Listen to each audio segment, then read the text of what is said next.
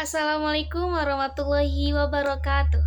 Perkenalkan, nama saya Tati Nukhoria dengan NIM 12440 520. Dan saya di sini akan menjelaskan 25 teori komunikasi untuk mata kuliah teori komunikasi. Langsung saja, yang pertama ada teori komunikasi linear atau bisa juga disampaikan itu oleh Harold D. Laswell, yaitu komunikasi dipandang sebagai proses satu arah. Ada juga rumusan terkenalnya yaitu Wu say wait in the which channel to warm with wide effect, yaitu hanya fokus pada efek pesan. Selanjutnya, yang kedua, ada teori Shannon dan Weber, yaitu menjelaskan komunikasi sebagai proses teknis pengiriman pesan dari pengirim ke penerima dengan kemungkinan gangguan atau juga bisa disebut dengan noise. Selanjutnya, yang ketiga, teori komunikasi interaksional. Ya, komunikasi itu adalah proses dua arah dengan umpan balik, pengirim dan penerima saling bertukar peran. Selanjutnya, yang keempat, teori komunikasi transaksional, yaitu komunikasinya itu berlangsung secara simultan, dinamis, dan kontekstual, yaitu semuanya itu berpihak secara bersamaan, cara pengirimnya dan menerima pesannya juga. Selanjutnya, yang kelima, teori agenda setting, yaitu media tidak menentukan apa yang harus dipikirkan, tetapi apa yang perlu dipikirkan oleh publik melalui penonjolan isu. Selanjutnya, yang keenam, teori uses and gratification, yaitu khalayak bersifat aktif memilih media untuk memenuhi kebutuhan seperti hiburan, informasi, dan identitas diri.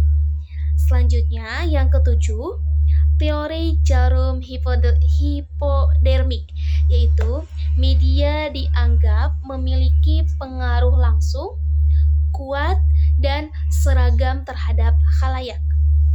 Ya, seperti itu. Selanjutnya, yang kedelapan, teori difusi, inovasi, atau juga dari Everett Rogers, yaitu menjelaskan bagaimana ide atau inovasi itu menyebar dalam masyarakat melalui komunikasi.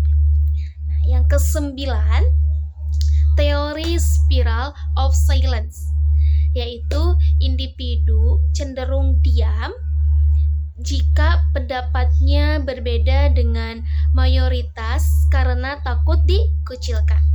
Yang kesepuluh, teori kultivasi, yaitu paparan media jangka panjang membentuk persepsi realitas sosial khalayak. Yang kesebelas, teori gatekeeping, yaitu media berperan sebagai penjaga gerbang dalam menentukan informasi mana yang disebarkan atau yang tidak disebarkan. Terus selanjutnya yang ke-12, teori konstruksi sosial atas realitas, yaitu realitas sosial yang dibentuk melalui interaksi dan komunikasi manusia. Yang ke-13, teori interaksi simbolik, yaitu di mana maknanya itu terbentuk melalui simbol dan interaksi sosial antar individu. Yang ke-14, teori identitas sosial, yaitu identitas seseorang terbentuk dari keanggotaannya itu dalam kelompok sosial tertentu.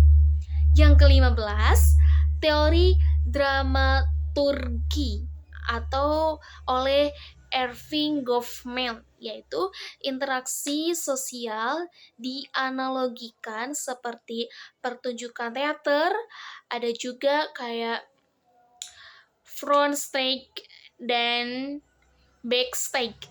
Kayak gitulah ya. Nah, terus yang ke-16, teori atribusi, yaitu menjelaskan bagaimana individu menafsirkan dari sebab perilaku orang lain dalam komunikasi. Selanjutnya yang ke-17, teori pengurangan ketidakpastian, yaitu individu berkomunikasi untuk mengurangi ketidakpastiannya, terutama dalam pertemuan awal. Yang ke-18, ada teori penetrasi sosial, yaitu hubungan perkembangan dari komunikasi dangkal ke dalam melalui keterbukaan dirinya. Yang ke-19, teori manajemen kesan, yaitu individu berusaha mengontrol kesan yang muncul di hadapan orang lain melalui komunikasinya. Nah, yang ke-20, komunikasi konflik, yaitu komunikasi dipandangnya itu sebagai arena perebutan kekuasaan dan kepentingan. Yang ke-21, teori hegemoni oleh Antonio Gramsci, yaitu media berperan mempertahankan dominasi ideologi ke kelompok yang berkuasa yang lebih tinggi. Yang ke-22, yaitu teori ekologi media oleh Marshall McLuhan, yaitu media membentuk cara kita berpikir dan berperilaku manusia. Kayak prinsip terkenalnya itu bisa dibilang dengan the medium is the message. Ya, kayak gitu. Selanjutnya yang ke-23, teori determinisme teknologi, yaitu perkembangan teknologi komunikasi menentukan perubahan sosial dan budayanya. Yang ke-24, teori retorika klasik, yaitu komunikasi persuasif melalui etos, patos, dan logos. Yang terakhir, yang ke-25, yaitu teori narasi, adalah manusia memahami dunia melalui cerita. Seperti kayak pesan yang disampaikannya itu dalam bentuk narasi yang lebih mudah diterima. Nah, sekian, dan ini ada penjelasan 25 teori komunikasi yang singkat. Oke, terima kasih dan mohon maaf bila ada kesalahan. Wassalamualaikum warahmatullahi wabarakatuh. Bye-bye.